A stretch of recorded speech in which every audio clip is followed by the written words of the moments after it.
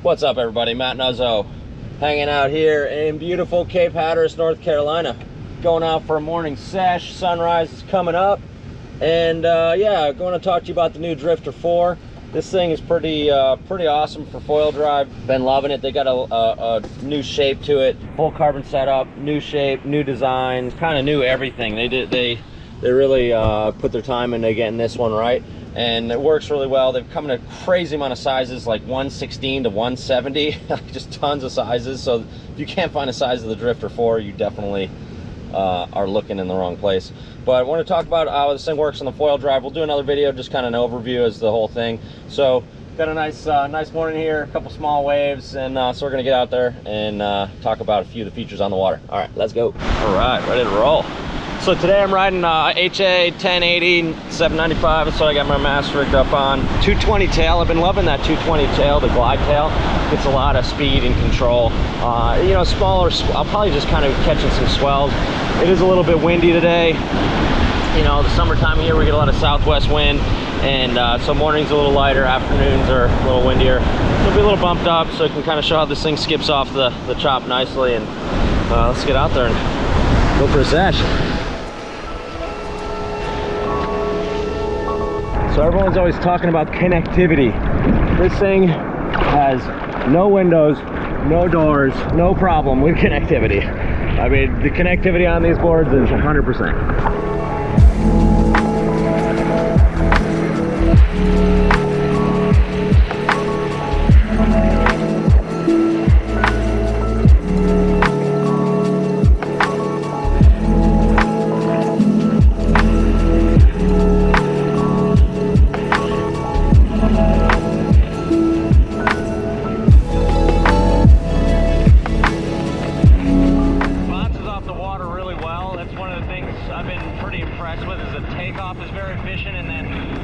Touchdowns are very, very easy.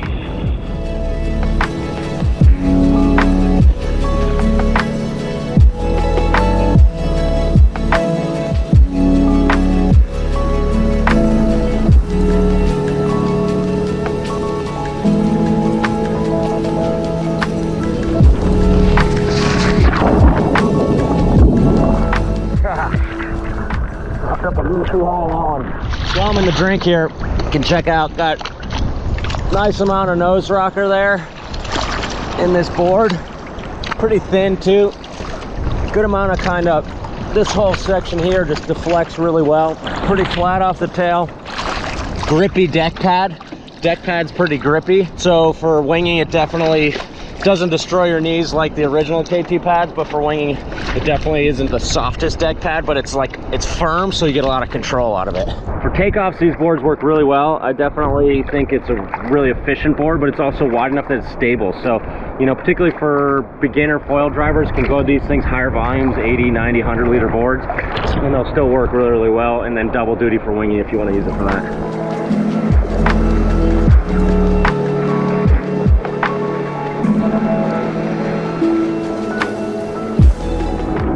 Got this kind of bulby nose on it, and it definitely like kind of pushes you up out of the water, but it gets on a plane easily.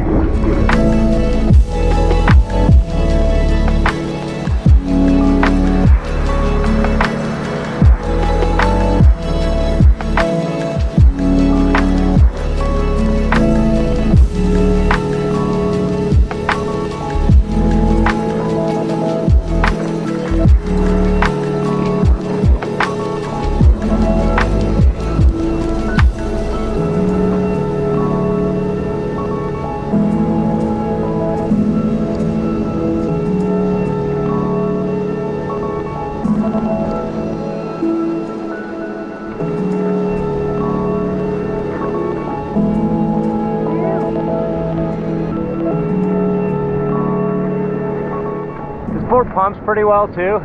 Like it's a stiffer construction than they've had, and the narrower feel actually gets you good turning too.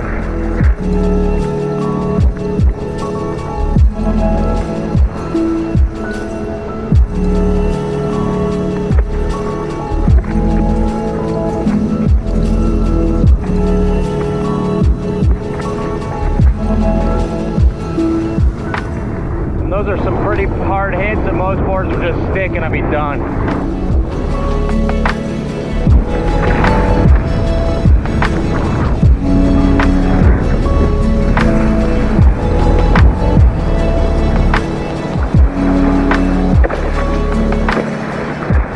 That's the hardest part of the transition back to power with the foil drive, but practice it in flat water, and once you get it, it comes along. You just gotta, when you hit that motor pod and try and power up, you do get a little forward surge, so practicing in flat water really helps a ton.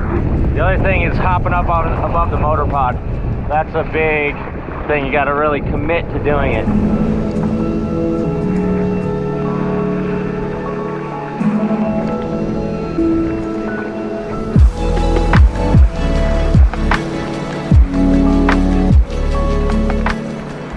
Cool learning to pump on the foil drive, because you hit that motor pod, you slow down a lot, and it's definitely like going to the batter's box with the freaking lead weight on your lead donut on your back, because you're pumping with a lot more weight.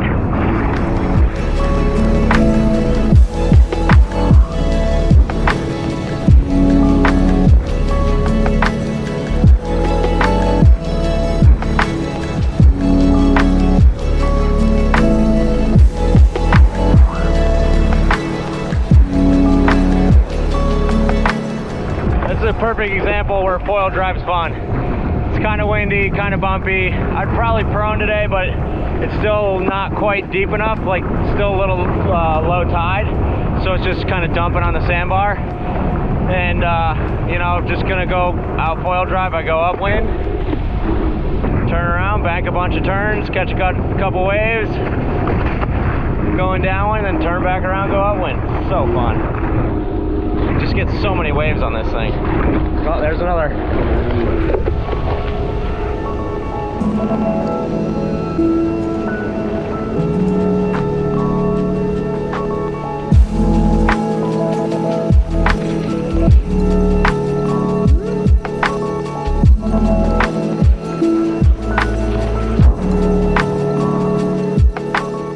Right on. Thanks for joining me for the morning sesh. I got to wrap it up and get a couple more waves and going to work. But this Drifter 4, been psyched with it. It works really well. Connectivity 100%.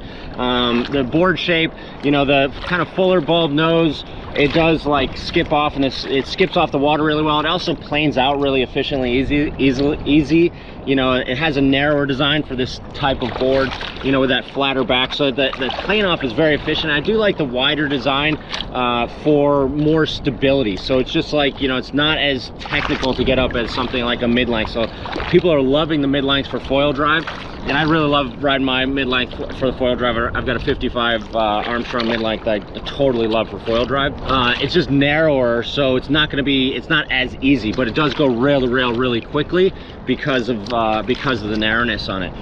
So this board, like, I think this is going to be a great board for all-around board for anyone getting into foil drive, or even more advanced riders too will really like this too, because it's like very responsive. This new construction's really good. They did this new molded construction, which we'll go into in another video, but super nice. One thing to note is that I did use the 85 centimeter screws for the antenna screws for this, because the boxes have, like, the nut drops into kind of this deeper part of the box. It's not, the box isn't very thick, it just drops in. So how this setup, where you have to go through the hole in the computer box, you do need longer screws to get those get the nut to engage. But overall, really fired up with this board. Works great. Been having a ton of sessions on it, enjoying summer in Cape Hatteras. So off to work, and if you want more reviews, give us a call, 252-987-6000. No, if you want more advice, call that number. If you want reviews, you go to our website, realwatersports.com, and we'll see you guys on the water for the next session. Thanks for joining me, and have a great day. Woo.